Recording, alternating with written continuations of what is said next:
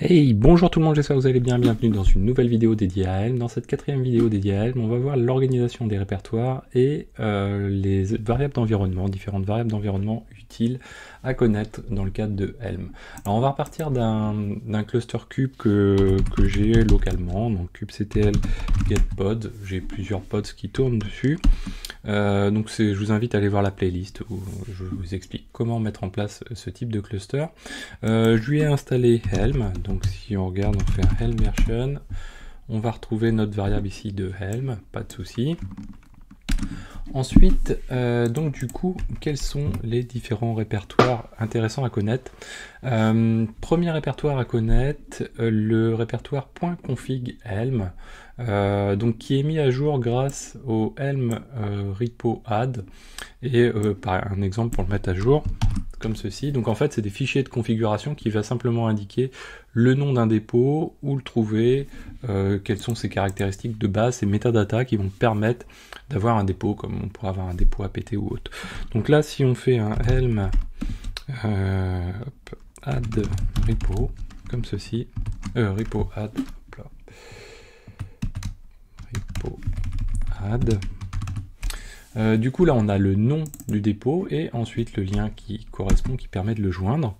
Donc là il va l'ajouter, et là il nous dit voilà, il a été ajouté. Et derrière, donc, où se situent les configurations de chacun des dépôts, c'est un peu comme le source list ou autre. Donc si on va dans le point config, on va retrouver un répertoire Helm et on va retrouver repository. Donc on a des logs possibles, mais on a surtout le fichier YAML. Et là on retrouve notre fameuse charte dont le nom est Bitnami. Et donc on va retrouver les liens, le lien qui correspond, quoi, le dépôt, pas la charte, pardon, je vous dis surtout, faites table rase de ce que je viens de dire, le nom du dépôt, Bitnami, là vous pouvez mettre le nom que vous souhaitez, et surtout l'endroit où il pointe, et ensuite vous voyez qu'on peut avoir du TLS, etc. Donc ça c'est une première chose, hop là, première chose. Donc ce répertoire est mis à jour avec Helm repo add, donc il va venir incrémenter au fur et à mesure des dépôts qui correspondent. Ensuite on a le répertoire de cache, vous voyez qu'on retrouve le même système qu'un système de packaging classique. Lui il est mis à jour avec la commande Helm repo update et on le retrouve dans le point donc ls.cache et on va retrouver un répertoire Helm. Et là, on va retrouver des repositories. En l'occurrence, ici, on a le Bitnami chart.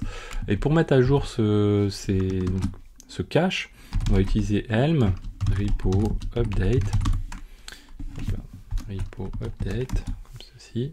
Et donc, ça va faire le même principe qu'un apt update finalement. Et vous voyez qu'ici, ça vient d'être mis à jour. Hop, voilà.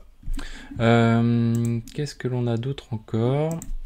On a également donc le répertoire data qui lui, contrairement à ce qu'on peut penser, c'est des data mais qui ne sont pas forcément les plus utiles. En tout cas c'est utile dès lors qu'on va utiliser les plugins, mais de base on ne s'en sert pas forcément. Donc c'est là où vont être stockés les plugins de Helm. Donc Helm va pouvoir avoir une sorte d'extension à partir de plugins, d'étendre un peu ses capacités. Et donc ça on va le retrouver donc dans le point local. Où est-ce que je suis ?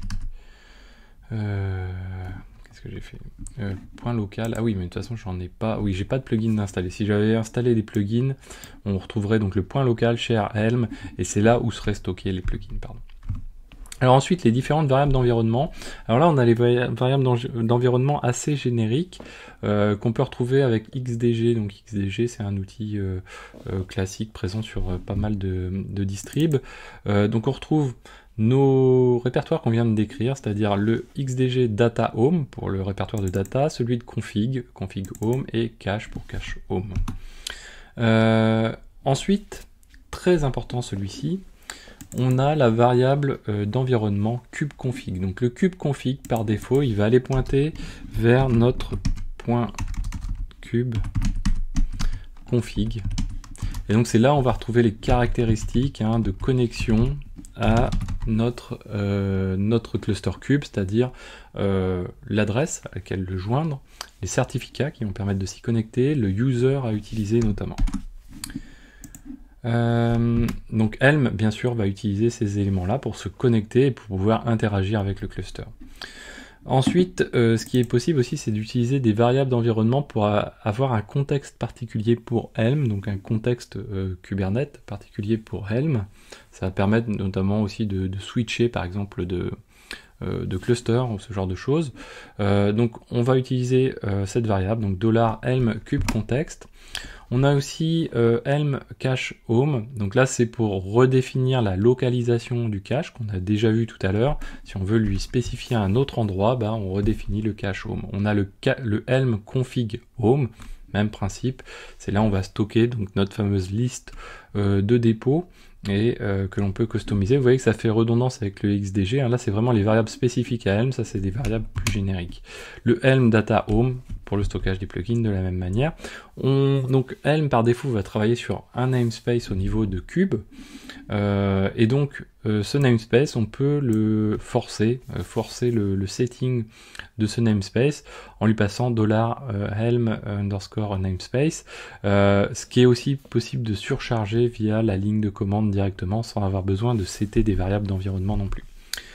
Autre élément, donc le $helm max history, donc là c'est la définition de la longueur de l'historique qui est affichée grâce à la commande helm history.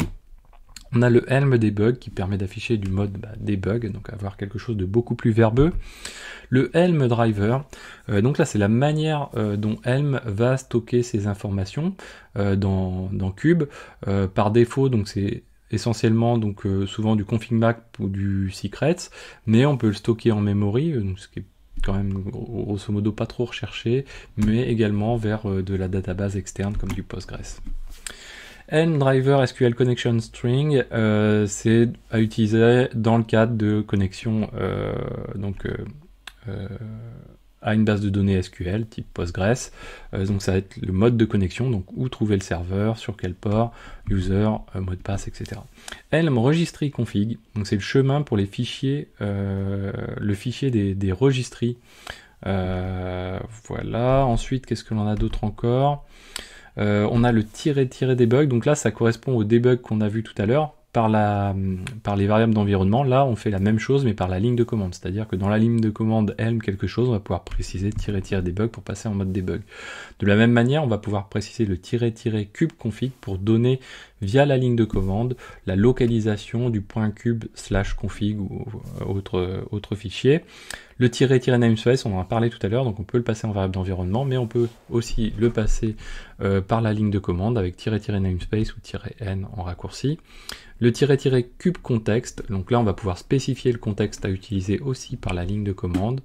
Le -repository config, donc la configuration des dépôts, l'URL et le nom, on va pouvoir les passer éventuellement de cette manière-ci également.